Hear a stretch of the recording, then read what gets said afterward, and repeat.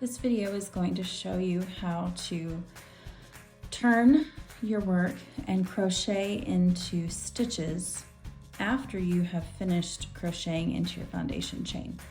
So I have here one foundation row. I chained 11 and then I turned around and single crocheted back into my chain. So I have 10 stitches on the way back. When you get to the end of a row, you have an open stitch, is what this is called. To turn your work, you always want to chain and then turn. Crochet is done by going back and forth like this through the stitches most of the time. And so we're going to chain one, just like you did your foundation row. You would yarn over and pull through the loop, and then you're going to turn your work, okay? So to recognize where to go in to place your stitches, there are spaces in between the stitches through here. You can see them. You have a front loop and a back loop right here, okay? So that's your front loop right there. This is your back loop back there. And you're gonna go in the space underneath both of those loops with your yarn, okay? So you put your hook under both of those loops, and then you yarn over and draw up a loop, and you yarn over and close your stitch. Okay, let's do it again. So here's the two pieces, the front loop and the back loop. There's your space right there in between those two stitches. So you take your hook, you insert it under the two loops. You're gonna draw up a loop, yarn over, and finish your stitch. And then we do it again, okay? Here's your two loops. There's the space in between the two stitches. So you take your hook, you put your hook into that space, you pull up a loop, and then you finish your stitch. Okay, let's do it all the way across. You're gonna find your space, put in your stitch or your hook, draw up a loop, yarn over, and close your stitch. Okay, let's do it again.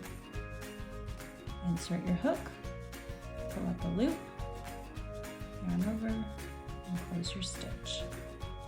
Okay, this is how you are going to crochet all of your stitches. Most beginner crochet, you just do single crochets. You can also do double crochets as you get a little bit more advanced. But what you're always going to be looking for, there's these two loops here and then two loops here. You can look for the space that way, or you can turn it to the top and find the two loops there and go in between the space like that.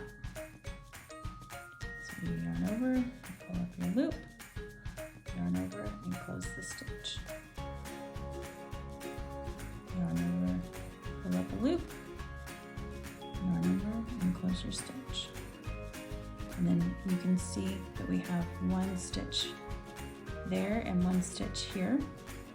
Okay, there's one space there, and this space here is a little tricky, so we'll talk about that. So insert your hook, pull up a loop, yarn over and close it. Now when you get to the end, these stitches are usually kind of tilted back away from you.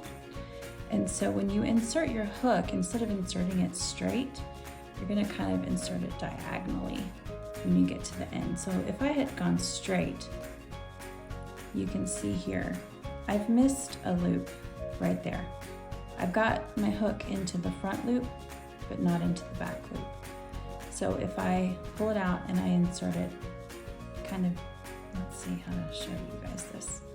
Insert it kind of down, then I get both of those loops and I'm able to have a stronger stitch because I've gone into both of those loops.